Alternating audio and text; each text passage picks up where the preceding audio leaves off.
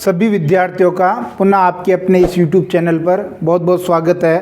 प्यारे बच्चों, छंद प्रकरण के तहत आज हम एक महत्वपूर्ण छंद पढ़ने जा रहे हैं।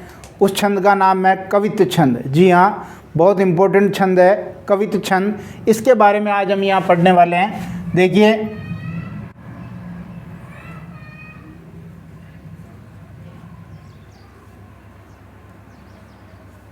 कवित्त छंद। कवित्त छंद में हम इसके उदाहरणों, इसकी विशेषताओं को देखेंगे।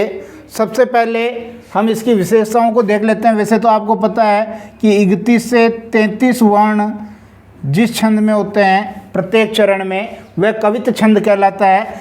कवित्त छंद की हम विशेषताएं देखेंगे। पहली विशेषता क्या है? पहली विशेषता है ये कि ये वर्णिक छंद है। कौन सा छंद है? वर्णिक छंद है। और वर्णिक छंद में वर्ण गिने जाते हैं, और जहाँ वर्ण गिने जाते हैं वहाँ आधा वर्ण नहीं गिना जाता। ये आपको जानकारी में होना चाहिए। दूसरी विशेषता है कि ये एक दंडक छंद है। कौन सा छंद है? दंडक छंद। अब दंडक छंद में आपको पता होना चाहिए, जिस छंद में 26 वर्ण से ज़्यादा होते हैं, प्लस 26 वर्ण या इससे ज़्यादा होते हैं, 26 वर्ण प्लस जिस पंक्ति में, जिस चरण में वर्ण होते हैं, वो दंडक छंद कहलाता है। और 32 मात्राओं से ज़्यादा अगर मात्रा हो तो भी दंडक छंद कहलाता है। तीसरा देखिए, वर्णिक छंद हो गया, दंडक छंद हो गया। इसके बाद देखिए महत्वपूर्ण इसकी विशेषता है, वो है इसकी लयात्मकता। यानी जब हम इसको पढ़ेंगे तो इसमें लय जरूरी है, यानी लय के साथ इसको पढ़ा जाता है। चौथी विशेषता देखिए इसकी,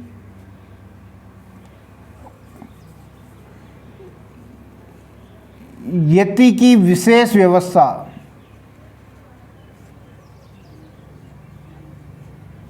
यानी यति का भी इसमें महत्वपूर्ण स्थान है। इसके बाद देखिए, ये जो छंद है, ये जो अपने वर्णिक छंद है, वर्णिक छंद दो प्रकार के थे। एक तो सामान्य और एक अगणात्मक, यानी जिसमें गण व्यवस्था का पालन नहीं किया जाता है। तो ये आपका इस छंद का पांचवा जो बिंदु हो जाएगा वो हो जाएगा ये अगणात्मक है। यानी यहाँ लिख देंगे गण व्यवस्था का पालन नहीं, यानी इसमें गण व्यवस्था का पालन नहीं किया जाता है। इसको आप यूँ समझिए, जब हमने सवैया छंद पढ़ा था तो सवैया छंद में हमने एक जो मात्रा था उसका एक निश्चित क्रम था, क्योंकि उसमें गण व्यवस्था आ रही थी। और गण व्यवस्था का आपको पता है कि निश्चित क्रम होता है, यगण मगण तगण रगण जगण बगण नगण। तो ये इस प्रकार की व्यवस्था यहाँ कवित्त छंद में आपके नहीं होगी। ये 5 विशेषताएं आप ध्यान रखें। साथ में एक छठी विशेषता और जोड़ लें इसमें, जो समझने के हिसाब से बहुत ज़रूरी है। क्योंकि चरण इसमें कितने होते हैं? चरण तो 4 होते हैं, लेकिन दो पंक्तियों का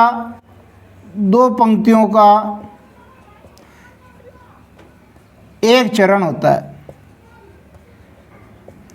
2 पंक्तियों का एक चरण होता है। तो ध्यान दीजिए, चरण 4, इसका मतलब पंक्तियां कितनी हो गई? पंक्तियां 8 हो गई। 2 पंक्तियों का एक चरण हो गया तो चरण कुल 4, पंक्तियां कुल हो गई 8। अब ध्यान दीजिए, ये विशेषताएं सामान्य विशेषताएं हैं जो प्रत्येक कवित्त छंद के प्रकार में, जो इसके अलग अलग प्रकार है, सब में ये शामिल रहेगी। आप कोई सा भी प्रकार पढ़ेंगे, वर्णिक छंद होगा, बिल्कुल होगा। और ये अगणात्मक वर्णिक छंद है क्योंकि गण नहीं गिने जाएंगे। दंडक छंद है, बिल्कुल है क्योंकि 26 वर्ण से ज़्यादा है। लयात्मकता है, लय का ध्यान रखना पड़ेगा। यति की विशेषता है, यति आएगी 8 8 8, 7 पे आओ 8 8 8, 8 पे आओ 8 8 8, 9 पे आओ या 16 15 पे आओ, 16 16 पे आओ या 16 17 पे आओ। अगणात्मक है वो भी हमने ऊपर बात कर ली, गण व्यवस्था नहीं, यगण मगण तगण रगण जगण भगण नगण सगण, ये जो गण व्यवस्था ये पालन नहीं होगी। इसकी 4 चरण होंगे समझने के हिसाब से कि 8 पंक्तियां हैं तो 2 पंक्तियों का 1 चरण होगा। और ये वर्णिक छंद में भी हम मान लें इसको समवर्णिक छंद है। कौन सा है ये यहाँ लिख देता हूँ मैं, समवर्णिक है, क्योंकि जिसमें भी ये वर्ण होंगे वो समान होंगे। अगर किसी एक चरण में 31 है तो सब में 31 होंगे, चारों चरण में समान वर्ण होंगे। अब यहाँ प्रकार की बात कर लेते हैं, हम प्रकार देख लेते हैं। कवित्त छंद के प्रकार यहाँ मैं दिखा रहा हूँ। कवित्त छंद के प्रकार में हम देखेंगे सबसे पहले 1-2 हो गया 31 वर्ण, 1 हो गया 32 वर्ण, 1 हो गया 33 वर्ण। अभी हमने ऊपर बात की कि 31 से 33 वर्ण होते हैं, तो 31 वर्ण 32 वर्ण और 33 वर्ण हो गया, ठीक है ना। पहला 31 वर्ण 32 वर्ण और 33 वर्ण वाला जो कवित्त है उस कवित्त को हम 2 भागों में डिवाइड करें। 31 वर्ण वाले कवित्त को, एक तो हो गया मनहरण कवित्त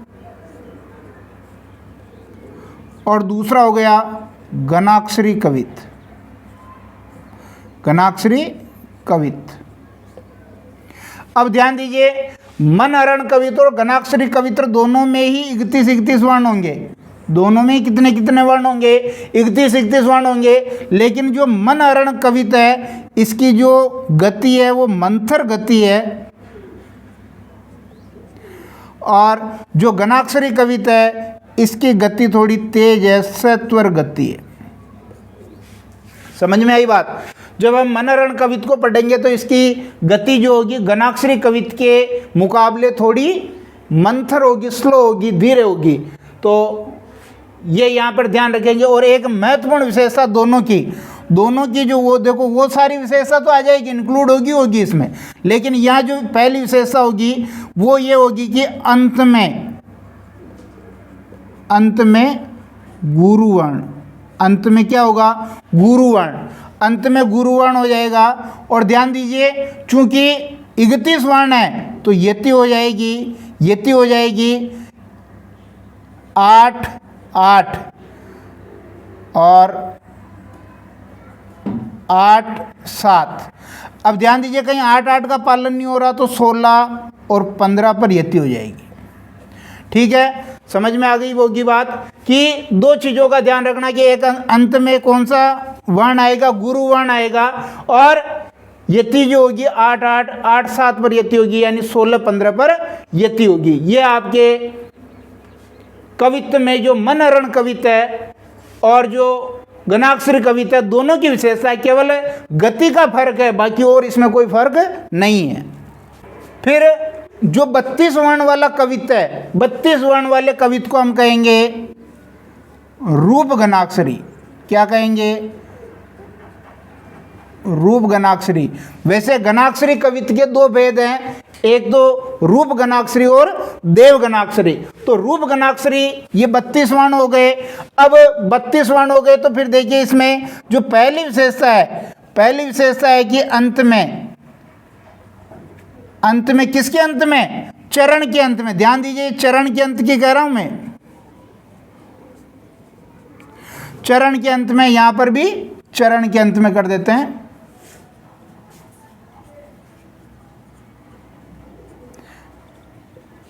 चरण के अंत में क्या होगा? चरण के अंत में होगा आपके गुरु लघु। यहां हम बात कर रहे थे कि चरण के अंत में गुरु वर्ण होना चाहिए, यहां चरण के अंत में गुरु और लघु वर्ण होगा।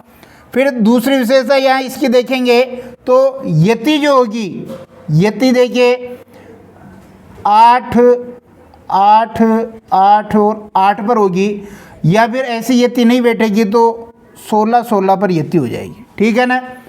बहुत ध्यान रखने वाली बात है कि अच्छा कवित्त वही माना जाएगा जहाँ 4 जगह यति हो एक चरण में, पर कोई गारंटी नहीं है। अगर ऐसा पालना संभव नहीं है तो फिर 16 16 पर यानी एक चरण में 2 जगह यति हो जाएगी। 33 वर्ण वाला कवित्त जो होगा वो आपका देवगणाक्षरी कवित होगा। कौन सा? देवगणाक्षरी कवित होगा। और इस देवगणाक्षरी कवित की अगर हम पहली विशेषता देखें तो देखिए चरण के अंत में, चरण के अंत में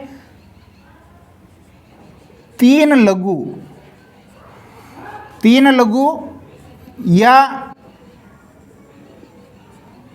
6 लघु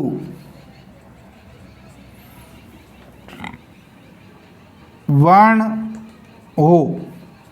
अब ध्यान दीजिए 3 लघु का मतलब क्या हो गया? नगण हुआ कि नहीं हुआ? नगण, नस्ल, न गण, तो तीनों लघु हो गए। तो या तो नगण होना चाहिए या 3 लघु वर्ण होने चाहिए, और 6 लघु वर्ण आ जाए तो बहुत अच्छी बात है। फिर देखिए दूसरी विशेषता, जो 3 लघु या 6 लघु हो गए या अंत में नगण हो गया। अब यति की बात करें तो यति जो होगी आपके 8 8 8 9 पर, 8 8 8 9 पर यति होगी। और ऐसी व्यवस्था नहीं बनती है तो 16 और 17 पर यति हो जाएगी। ठीक है ना? एक बार वापस समझिए, जो 31 वर्ण वाला कवित है मनहरण कवित और गणाक्षरी कवित है। मनहरण कवित मंथर गति वाला है और गणाक्षरी कवित सत्वर गति वाला है। बाकी इनमें कोई अंतर नहीं है, दोनों में गुरु वर्ण अंत में आएगा। या तो 8 8 8 7 पर यति होगी या 16 15 पर यति होगी। रूप गणाक्षरी में 32 वर्ण होते हैं, अंत में गुरु लघु आएगा। 8 8 और 8 8 पर यति होगी, 16 16 पर यति होगी। देवगणाक्षरी में 33 वर्ण होते हैं, या तो चरण के अंत में 3 लघु वर्ण आएंगे जो नगण कहलाएंगे और नगण का उसमें पालना होगी, और या फिर 6 लघु वर्ण होंगे यति 8 8 8 9 पर। यानी शुरू की यति में कहीं कोई बदलाव नहीं है, सब जगह 16 16 16 8 8 8 8 8 8। अंतिम जो यति है उसमें बदलाव है कि यहाँ पर अपने 7 है, यहाँ 8 है, यहाँ 9 है। अब इनका उदाहरण हम देख लेते हैं। एक बार इसका स्क्रीनशॉट ले लीजिए। यहाँ मैंने मनहरण कवित का एक उदाहरण प्रस्तुत किया है। केशवदास की रामचंद्रिका का ये अंश है। सरस्वती वंदना इसमें की गई है, सरस्वती का बखान इसमें किया गया है। इसको देख लेते हैं। सबसे पहले जो मनहरण कवित हमने पढ़ा था वो ध्यान में हो जाना चाहिए कि 31 वर्ण होते हैं और अंत में क्या होगा? गुरु वर्ण होगा। ये 2 चीज़ें आपको ध्यान होनी चाहिए। फिर हम देखेंगे, देखिए इसको एक बार पढ़ लेता हूँ मैं। बानी जग रानी की उदारता बखानी जाए, ऐसी मति उदित उदार कौन की बई। देवता प्रसिद्ध सिद्ध ऋषि राज तप वृद्ध, कही कही हारे सब कही न काहू गई। काहू लई भावी भूत वर्तमान जगत बखानत है, केशवदास क्यों हूँ ना बखानी काहू पे गई। पति बने 4 मुख, पूत बने 5 मुख, नाती बने 6 मुख, तदपि नई नई। ये मनहरण कवित का उदाहरण है। सबसे पहले वर्ण गिनेंगे, पहचानना अपने को। तो 1 2 3 4 5 6 7 8 9 10 11 12 13 14 15 16। कितने वर्ण हो गए? 16 वर्ण हो गए। फिर ध्यान दीजिए, 1 2 3 4 5 6 7 8 9 10 11 12 13 14 15। कितने वर्ण हो गए? 15। यानी हमने कहा था कि एक वर्ण में एक चरण में 16 15 पर यति होगी और 8 8 पे भी हो सकती है, लेकिन यहाँ 16 15 पे है। और दोनों मिलाकर के कितने हो गए? 31 वर्ण हो गए। अंत में गुरु आ रहा कि नहीं आ रहा? चरण के अंत में देखिए, ये अंत में क्या है? गुरु वर्ण है। ठीक है, इसी प्रकार यहाँ काउंट कीजिए, 1 2 3 4 5 6 7 8 9 10 11 12 13 14 15 16। यहाँ भी आपके आ गए 16 वर्ण। फिर यहाँ गिनिए, 1 2 3 4 5 6 7 8 9 10 11 12 13 14 15। यहाँ आ गए 15 और 16 और 15 जुड़ करके आपके हो जाएंगे 31 वर्ण। दूसरे चरण में भी 31 वर्ण। इसी तरह तीसरे चरण में भी आपके 16 और 15 से कुल हो जाएंगे 31 वर्ण। और चौथे चरण में भी आपके 16 और 15 से हो जाएंगे 31 वर्ण। अंत में गुरु देख लेंगे। देखिए यहाँ पर अंत में गुरु आ रहा है, यहाँ पर अंत में गुरु आ रहा है और यहाँ पर अंत में गुरु आ रहा है। अब ये 16 है जो 8 8 पे भी यति हो सकती है, जैसे 1 2 3 4 5 6 7 8। अब ये 8 जो लय के अनुसार जो है यति होती है, तो कहीं बैठ जाए तो बहुत अच्छी बात है, नहीं बैठे तो कोई भी दिक्कत नहीं, क्योंकि 16 और 15 पर तो आपकी यति मिलेगी। इसका स्क्रीनशॉट ले लें, फिर हम जो घनाक्षरी कविता उसका उदाहरण देखते हैं। घनाक्षरी कविता का ये उदाहरण आपके सामने है। गणानंद ने ये कविता लिखा था, जो घनाक्षरी कविता का उदाहरण है। सबसे पहले हमने पहले ही बात कर रखी है कि 31 वर्ण होने चाहिए और 31 वर्ण के साथ ही अंत में गुरु वर्ण होना चाहिए। ठीक है, गिनेंगे, देखिए 1 2 3 4 5 6 7 8 9 10 11 12 13 14 15 16। कितने वर्ण हो गए? 16। फिर देखिए 1 2 3 4 5 6 7 8 9 10 11 12 13 14 15। कितने वर्ण हो गए यहाँ? 15। 16 और 15 कितने हो गए? 31। और अंत में ये गुरुवर्ण है कि नहीं है? अंत में गुरुवर्ण है। चरण के अंत में गुरुवर्ण आना चाहिए। दूसरे चरण में देखेंगे, ये पहला चरण हो गया, ये आपका फर्स्ट चरण है, ये आपका सेकंड चरण है, ये आपका थर्ड चरण है और ये आपका फोर्थ चरण है। तो ध्यान दीजिए 1 2 3 4 5 6 7 8 9 10 11 12 13 14 15 16। ये हो गए आपके 16 वर्ण। फिर ध्यान दीजिए 1 2 3 4 5 6 7 8 9 10 11 12 13 14 15। ये हो गए आपके 15 वर्ण। फिर ध्यान दीजिए 1 2 3 4 5 6 7 8 9 10 11 12 13 14 15 16। ये सब में इस तरह से ये 16 हो गए, इसमें 15 हो जाएंगे, इसमें 16, इसमें 15। ये दोनों जुड़ करके आपके दूसरे चरण में हो जाएंगे 31 वर्ण। ये दोनों जुड़ के तीसरे चरण में हो जाएंगे 31 वर्ण। ये दोनों जुड़ करके चौथे चरण में हो जाएंगे 31 वर्ण। इस प्रकार ये आपके घनाक्षरी कविता का उदाहरण है। केवल गति का फर्क है, बाकी वर्ण और अंत में गुरु से ये मनहरण कविता के ही बराबर है। तो इसका एक स्क्रीनशॉट ले लें।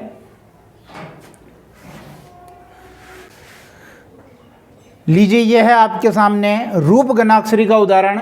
सबसे पहले रूप घनाक्षरी में हमने पढ़ा था कि प्रत्येक चरण में 32 वर्ण होने चाहिए और अंत में गाल होना चाहिए। गाल यानी अंत में क्या होना चाहिए? गाल। गाल का मतलब गुरु और लघु। ठीक है, और 32 वर्ण होंगे तो 8 8 8 8 पे यति होनी चाहिए, या फिर 16 16 पर यति होनी चाहिए। चेक कर लेते हैं एक बार। ये आपका पहला चरण है, ये आपका दूसरा चरण है, ये आपका तीसरा चरण है, ये आपका चौथा चरण।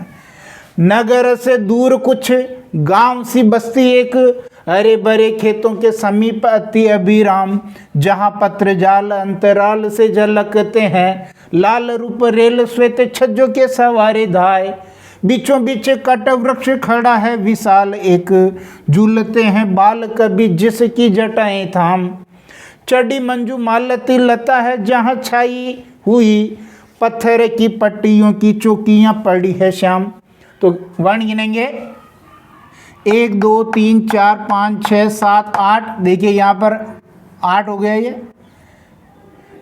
1 2 3 4 5 6 7 8 हो गई है, यहाँ से यहाँ तक 8 हो गई। और ध्यान दीजिए 8 + 8 = 16 यहाँ हो गई है ना। 1 2 3 4 5 6 7 8 जब बोलेंगे तो लय यहाँ तक आएगी तो 8 इसमें हो जाएंगे, और 1 2 3 4 5 6 7 8 यहाँ से यहाँ तक 8 हो जाएंगे। तो ये भी आगे हो गए आपके 8 + 8 = 16। 16 इसमें होगी, 16 इसमें होगी, ये दोनों जुड़ करके 32 वर्ण इसमें हो गए। 16 वर्ण पहली पंक्ति में, 16 वर्ण दूसरी पंक्ति में। अंत में गुरु लघु आ रहा कि नहीं आ रहा? ये देखिए, ये आपका गुरु है और ये आपका लघु है। फिर आगे देखिए 1 2 3 4 5 6 7 8 यहाँ तक अंत तक गिनेंगे तो 8 वर्ण यहाँ हो जाएंगे। फिर 2 3 4 3 7 1 8 वर्ण यहाँ हो गए, तो 8 + 8 = हो गए 16। फिर 1 2 3 4 5 6 7 8 ये यहाँ से यहाँ तक हो गए आपके 8 वर्ण। फिर 2 3 4 5 6 7 8 ये 8 हो गए यहाँ तक, और 8 + 8 = हो गए 16, और 16 और 16 हो गए 32। अंत में गुरु लघु आ रहा कि नहीं आ रहा, ये हो गए आपके गुरु, ये हो गए आपके लघु। 1 2 3 4 5 6 7 8, ये इस तरह से यहाँ पर भी देखिए 8 हो गया, फिर यहाँ पर ये 8 हो गया, फिर देखिए ये 8 हो गया, ये यहाँ तक 8 हो गया, ये आपके 16 यानी 8 + 8 = 16, 8 + 8 = 16 और 16 16 32 वर्ण यहाँ हो गए। और ये अंत में देखिए यहाँ हो गया गुरु और ये हो गया लघु। ठीक इसी प्रकार भी आप देखेंगे 4 5 6 7 8, ये लय तक लेंगे तो 8 यहाँ आ जाएगा, फिर 2 3 4 5 6 7 8, ये 8 यहाँ आ गया।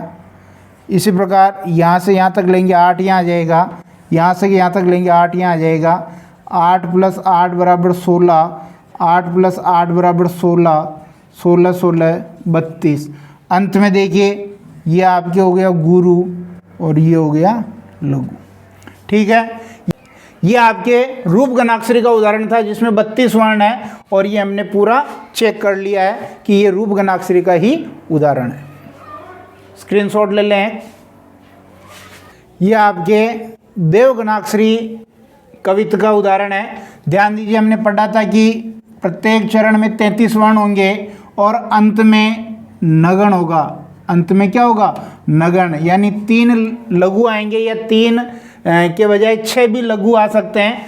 तो सबसे पहले ये आपका पहला चरण, ये आपका दूसरा चरण, ये आपका तीसरा चरण और ये आपका चौथा चरण।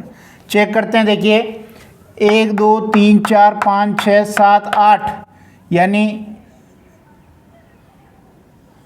ये बोलेंगे तो 8 वर्ण यहाँ पर हो जाएंगे। 1 2 3 4 5 6 7 8, यहाँ से यहाँ गिनेंगे तो 8 वर्ण ये हो गए।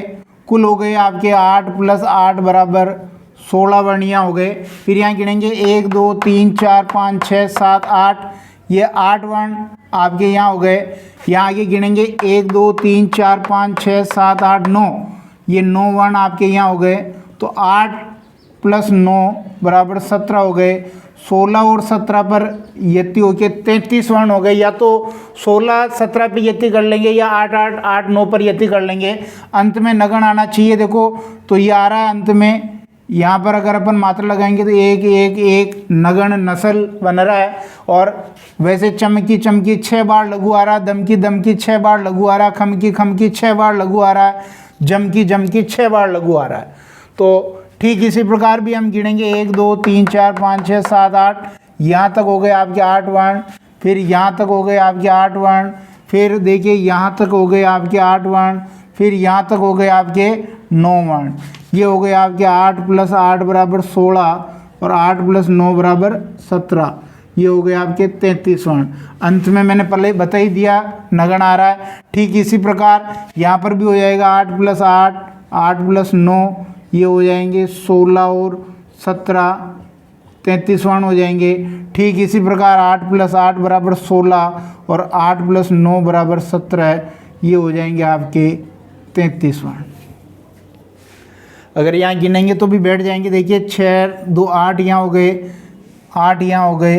फिर यहाँ देखिए 3 3 6 7 8 यहाँ हो गए और ये 9 यहाँ हो गए। फिर यहाँ देखिए 8 यहाँ हो गए, 8 यहाँ हो गए, 8 यहाँ हो गए और 9 यहाँ हो गए। ठीक है, तो निश्चित रूप से ये कवित्त छंद, इसके भेद, इसको पहचानने का तरीका आपको समझ में आया होगा। आप एक इसका स्क्रीनशॉट ले लें। वीडियो पसंद आता है तो लाइक शेयर ज़रूर करें। बहुत बहुत धन्यवाद।